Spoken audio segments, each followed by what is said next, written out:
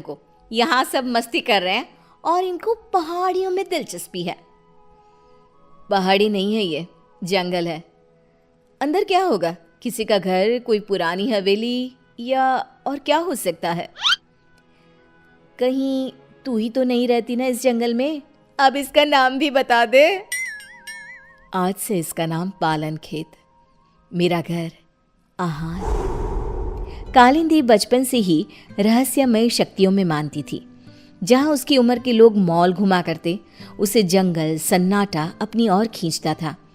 वो अपने सपनों को हकीकत से जोड़ने की कोशिश किया करती और अपने अनुभव को एक डायरी में लिखा करती थी, जिसके कारण उसके बेंचमेट उसका बहुत मजाक उड़ाया करते थे। फिर से कुछ लिखने बैठ गई तू? कितनी बोरिंग है रे तू। उफ। बस रुकती है और सभी नीचे उतरते हैं। वाटरफॉल के पास का नज़ारा बहुत ही खूबसूरत होता है। सब अपनी अपनी फोटोज लेने में लग जाते हैं, पर कालिंदी वाटरफॉल के नदी के बहाव को देखती रहती है। नीचे उतरना है क्या? उतर जा। सुष्मिता की बात पर कालिंदी चिढ़ जाती है और नदी के बहाव के साथ चलती हुई उसी जंगल में पहुंचती है जिसको उसने पालन खेत नाम दिया था। अंदर एक बहुत खूबसूरत सी हवेली होती है। वो अंदर क्या देखती है? एक औरत काले कपड़े में बैठी एक कुंड में आहुति दे रही है। ओम फट स्वाहा, ओम फट स्वाहा। वो औरत हवा में हाथ घुमाती है और उसके हाथ में अपने आप कुंड में डालने की आहुति आ जाती है। कालिंदी इसके पहले कि कुछ सोच पाती उसका फोन बज जाता है। अगले दिन कॉलेज कैंटीन में जब सब लंच कर रहे होते हैं, कालिंदी गेट से अंदर आती है।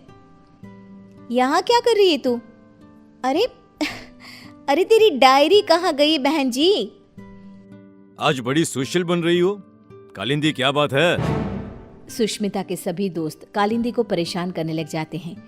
कालिंदी रोती हुई कॉलेज के टेरेस पर जाती है। अब बहुत हुआ, इन लोगों की हेकड़ी ना उतारी मैंने तो मेरा नाम कालिंदी नहीं। कालिंदी बस पकड़कर पालन खेत निकल जाती है और उसी औरत के पास जाकर कहती है, मुझे मदद चाहिए आपकी। ये सब मुझे बहुत नीचा दिखाते हैं। अब तो यहाँ से या मैं मरकर जाऊंगी या बदला लेकर। वो जो कहते हैं उन्हें कहने दो। सामने देखो तुम्हारी डायरी और पेन। कल तुम इन्हें यहीं भूल गई थी ना?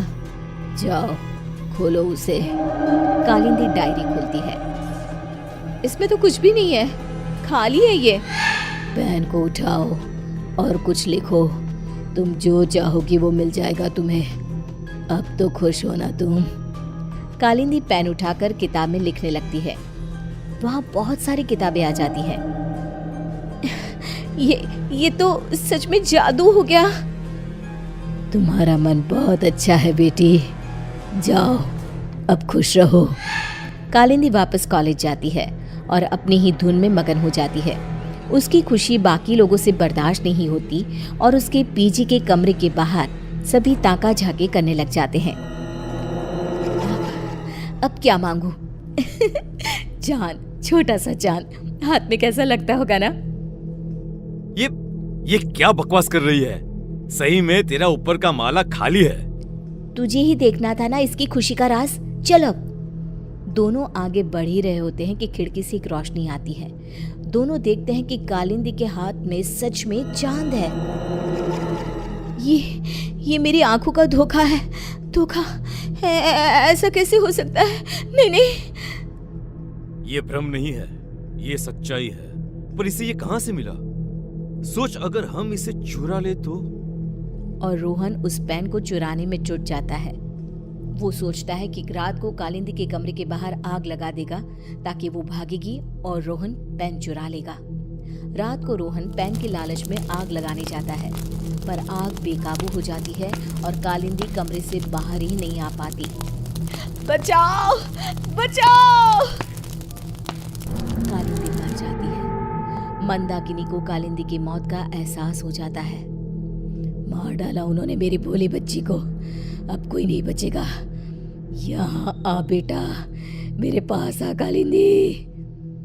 कालिंदी की आत्मा वहां आकर अपना गुस्सा दिखाती हुई कहती है, हे सारी शक्तियों के देवता, अगर मैंने कभी भी किसी का भला चाहा हो तो मैं अपने सभी अच्छे कर्मों के बदले इंसाफ चाहती हूँ। इस अग्नि में अपनी आत्मा की आहुति देते हुए तुझे विनती करती हूँ कि मुझे एक ऐसी आत्मा बना दे, इतनी बुरी और शक्तिशाली, जो अपने गुनहगारों को तड़पा तड़पा कर मारे।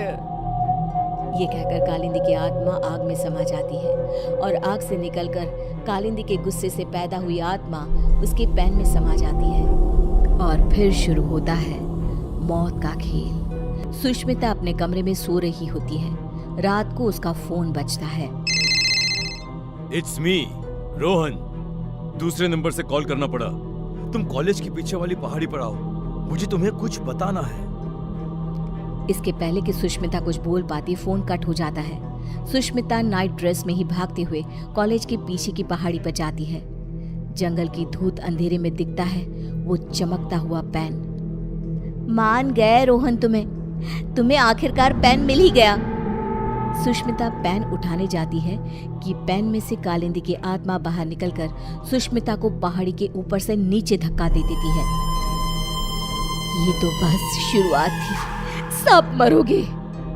और वही होता है, जिसने भी कालिंदी को दुख दिया था सब मर जाते हैं। पर आत्मा अब इतनी क्रूर हो चुकी थी कि वो रुकती ही नहीं। अब पेन और ज्यादा खून की प्यासी हो गई थी। एक दिन 16 साल का एक लड़का करण नदी के किनारे बैठा हुआ होता है।